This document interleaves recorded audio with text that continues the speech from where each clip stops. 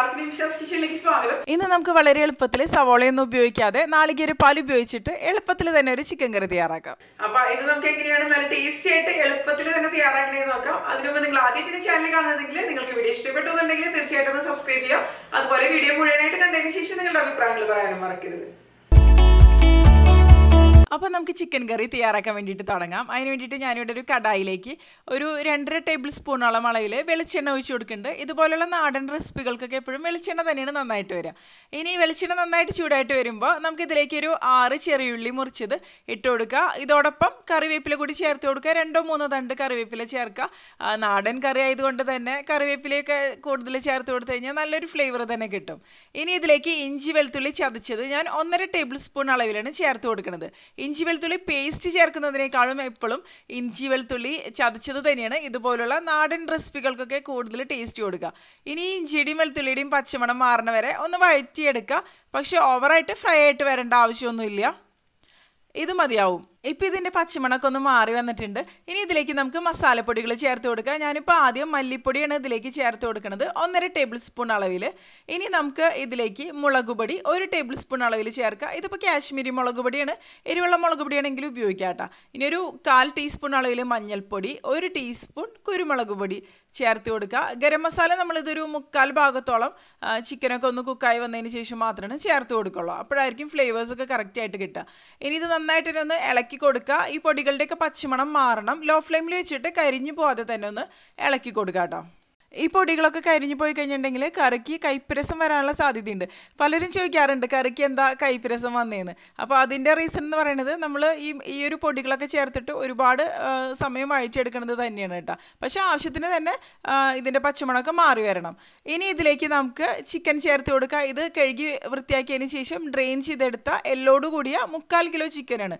Clean ചെയ്തതിന് ശേഷമുള്ള വെയിറ്റാണ് 3/4 kilo എന്ന് പറയുന്നത്. ഇനി ഇത് മുഴുവനായിട്ട് നമുക്ക് ഇതിലേക്ക് ഇട്ട് കൊടുക്കുക. അതിനുശേഷം നമുക്ക് നന്നായിട്ടൊന്ന് ഇളക്കി കൊടുക്കാം.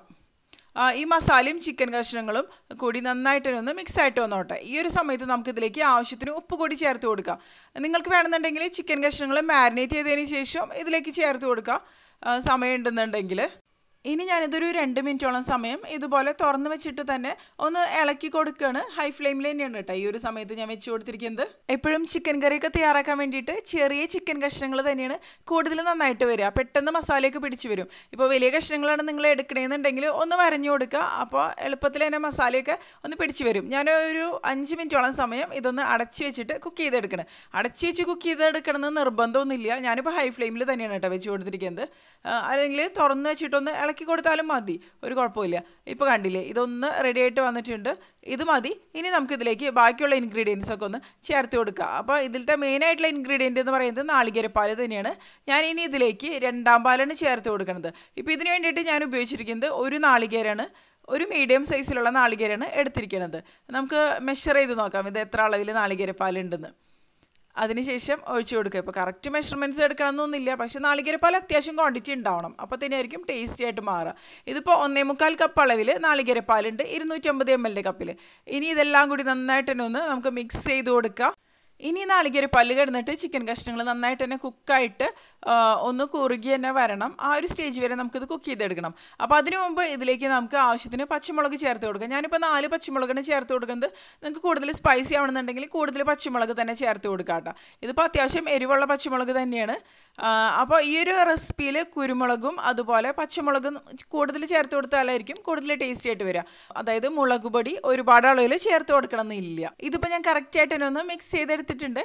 ഇനി ഇത് നല്ലപോലെ തന്നെ ഒന്ന് തിളച്ച് വരട്ടെ. ഹൈ ഫ്ലെയിമിൽ തന്നെയാണ് ഞാൻ ഈ ഒരു സമയത്ത് ഇത് വെച്ച് കൊടുത്തിരിക്കുന്നത് കേട്ടോ. ഇതിപ്പോൾ നന്നായിട്ട് തന്നെ ഒന്ന് തിളച്ച് വന്നിട്ടുണ്ട്. ഇനി ഇതിപ്പോൾ നമുക്കൊന്ന് അടച്ചു വെച്ചതിന് ശേഷം കുക്ക് ചെയ്തെടുക്കുക. അടച്ചു വെച്ചിട്ട് ലോ ഫ്ലെയിമിൽ വെച്ചിട്ട് ചിക്കൻ കഷ്ണങ്ങൾ നന്നായിട്ട് കുക്കായിട്ട് വരണ വരെ തന്നെ കുക്ക് ചെയ്തെടുക്കുക. അപ്പോൾ ഞാനിതിലേക്ക് ഒഴിച്ചു കൊടുത്തത് ഫ്രഷ് ആയിട്ടുള്ള നാളികേരപ്പാലാണ്. അതിന് പകരം നിങ്ങൾക്ക് കോക്കനട്ട് മിൽക്ക് പൗഡർ വേണമെന്നുണ്ടെങ്കിലും ഉപയോഗിക്കാം, അല്ലെങ്കിൽ ക്യാനിൽ വരുന്ന കോക്കനട്ട് മിൽക്ക് ആണെന്നുണ്ടെങ്കിലും ഉപയോഗിക്കാൻ പറ്റും കേട്ടോ. ഇപ്പോൾ ഇത് കണ്ടില്ലേ, കറക്റ്റായിട്ട് കുക്കായിട്ട് ഒന്ന് കുറുകി വന്നിട്ടുണ്ട്. ഇനി ഇതിലേക്ക് ഞാൻ വിനാഗിരിയാണ് ഒഴിച്ചു കൊടുക്കുന്നത്. വിനാഗിരി 1.5 ടേബിൾ സ്പൂൺ അളവിലാണ് ചേർത്ത് കൊടുക്കുന്നത്. ഇതിലേക്ക് നമ്മൾ പുളിക്ക് വേണ്ടിയിട്ട് തക്കാളി ഒന്നും ചേർത്ത് കൊടുത്തിട്ടില്ല, അതുകൊണ്ട് തന്നെയാണ് വിനാഗിരി ചേർത്ത് കൊടുക്കുന്നത്. പിന്നെ വിനാഗിരി ചേർത്ത് കൊടുക്കുന്ന സമയത്ത് ഇത് നല്ല ടേസ്റ്റി ആയിട്ട് തന്നെ മാറും. അപ്പോൾ പുളിക്കനുസരിച്ച് തന്നെ ചേർത്ത് കൊടുക്കുക. ഒരുപാട് അളവിൽ വിനാഗിരി ചേർത്ത് കൊടുക്കരുത്.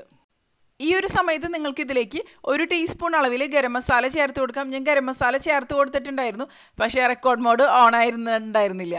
അപ്പോൾ അത് കാരണം അത് കിട്ടിയില്ല. അപ്പോൾ നിങ്ങൾ എന്തായാലും ഗരം മസാല കൂടി ഈ ഒരു സമയത്ത് ചേർത്ത് കൊടുക്കുക. ഇനി ഇതിലേക്ക് ഞാൻ ചേർത്ത് കൊടുക്കുന്നത് നാളികേരപ്പാലാണ്. ഇതിപ്പോൾ 1 പാലാണ്. 1 കപ്പ് അളവിൽ 1 പാൽ, അതായത് നല്ല കട്ടിയുള്ള നാളികേരപ്പാലാണ് ഇതിലേക്ക് ചേർത്ത് കൊടുക്കുന്നത്. ഇത് ചേർത്ത് കൊടുത്തതിന് ശേഷം ജസ്റ്റ് ഒന്ന് ചൂടായിട്ട് വന്നാൽ മതി, തിളച്ച് വരേണ്ട ആവശ്യമില്ല. ചൂടായിട്ട് വരുമ്പോഴേക്കും നമുക്കിത് ഫ്ലെയിം ഓഫ് ചെയ്ത് കൊടുക്കണം. അപ്പോൾ തന്നെയായിരിക്കും കറക്റ്റായിട്ട് തന്നെ മാറുക. പിന്നെ ഗ്രേവിയുടെ തിക്നെസ്സൊക്കെ നമ്മുടെ ഇഷ്ടത്തിനനുസരിച്ച് തന്നെ എടുക്കുക. അതായത് നമ്മൾ 2 പാൽ ചേർത്തിട്ട് ചിക്കൻ വേവിച്ചെടുക്കില്ല, ആ ഒരു സമയത്ത് നന്നായിട്ട് വറ്റിച്ചെടുത്ത് കഴിഞ്ഞിട്ടുണ്ടെങ്കിൽ പിന്നെ 1 പാലും കൂടി ചേർത്ത് കൊടുക്കുമ്പോൾ ഒരുപാട് ഗ്രേവി ആയിട്ട് വരില്ല. പക്ഷേ നാളികേരപ്പാൽ ചേർത്തിട്ട് നമ്മൾ തയ്യാറാക്കുന്നത് കൊണ്ട് തന്നെ ഇത് തണുത്ത് വരുമ്പോൾ ഒന്നും കൂടി തിക്കായിട്ട് വരും. അപ്പോൾ കുറച്ച് ഗ്രേവിയോട് കൂടി എടുക്കണതായിരിക്കും എപ്പോഴും നന്നായിട്ട് തന്നെ വരിക. ഇതിപ്പോൾ അപ്പത്തിൻ്റെ കൂടെ അല്ലെങ്കിൽ ചപ്പാത്തിയുടെ കൂടെ നല്ല അടിപൊളി കോമ്പിനേഷൻ തന്നെയാണ്. അപ്പോൾ ഞാൻ ടേസ്റ്റ് ചെയ്ത് നോക്കിയപ്പോൾ ഉപ്പ് കുറച്ച് കുറവായിട്ട് തോന്നി. അപ്പോൾ ഞാൻ കുറച്ച് ഉപ്പ് ഇതിലേക്ക് ചേർത്ത് കൊടുക്കുന്നുണ്ട്. നിങ്ങൾക്ക് ഇഷ്ടപ്പെട്ട ഏത് കോമ്പിനേഷൻസിൻ്റെ കൂടെ വേണമെന്നുണ്ടെങ്കിലും കഴിക്കാം, ചോറിൻ്റെ കൂടെ ആണെന്നുണ്ടെങ്കിലും നന്നായിട്ട് തന്നെ വരും. അപ്പോൾ എല്ലാവരും തയ്യാറാക്കി നോക്കിയതിന് ശേഷം നിങ്ങളുടെ അഭിപ്രായങ്ങളൊക്കെ പറയാം. പിന്നെ നിങ്ങൾക്ക് വീഡിയോ ഇഷ്ടപ്പെട്ടു എന്നുണ്ടെങ്കിൽ നിങ്ങളുടെ കൂട്ടുകാരിലേക്ക് ഷെയർ ചെയ്യുക, അതുപോലെ വീഡിയോ ലൈക്ക് ചെയ്യാനും സബ്സ്ക്രൈബ് ചെയ്യാനും അഭിപ്രായങ്ങൾ കമൻറ്റ് ചെയ്യാനും മറക്കരുത്. അപ്പോൾ മറ്റൊരു അടിപൊളി റെസിപ്പി